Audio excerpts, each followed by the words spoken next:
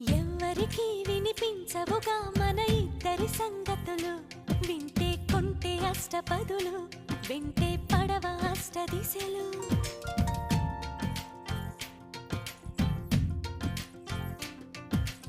ఎవ్వరికి కనిపించవుగా మన ముద్దుల ముచ్చటలు, చూస్తే జంట ఏని ఎదలు, మనకే తగులుతుంది ఉసురు, చెబితే విన